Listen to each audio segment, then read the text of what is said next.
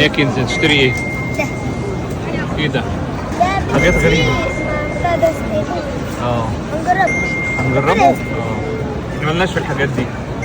يعني مش عارف نبيع كنز بتحب تجرب كل حاجة صح؟ ماشي ندوق ونشوف. هو في ده بس في الابيض بس ما اعرفش ايه ده. ده بيتصنع ما هو ده بص إيه مكتوب اهو ميلك تي وايس سيلك جيلي مش عارف ايه الابيض اللي هو سابو ديو ده وحاجات التانية جيلي مش فاهمين اي حاجة. دي بقى الليتشي جيلي ده حلو قوي. يلا جربه. ايه ايه يا كنز؟ جبتها. والله حلو والله كوباية شكلها لذيذ. والله شكلها حلو قوي. طب انا يلا. عايز اقول لكم انه في اليابان او الناس اليابانيه في امريكا اي حد يعني بيعملها بسرعه قوي، يعني لسه طباها. يلا جربي بقى وقولي لنا ايه طعمه حلو ولا عامل ازاي. استنى انا خايف يا رب يطلع حلو.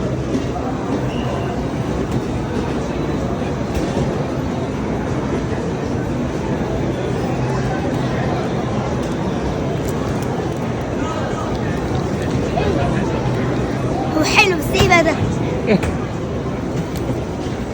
خدي منديل. طعمه حلو ولا مش قوي؟ مش عارف ايه التعبيرات دي.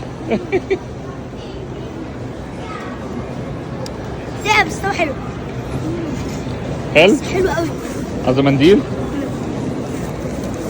طعمه غريب قوي بس طعمه حلو قوي. طعمه عامل زي ايه؟ في ايس كريم.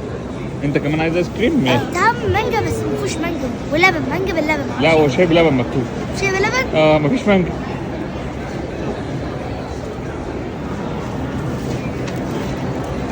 حلو؟ يعني نجربه تاني ولا اخر مرة؟ اخر مرة؟ طعمه حلو. بجد؟ حلو قوي. ماشي.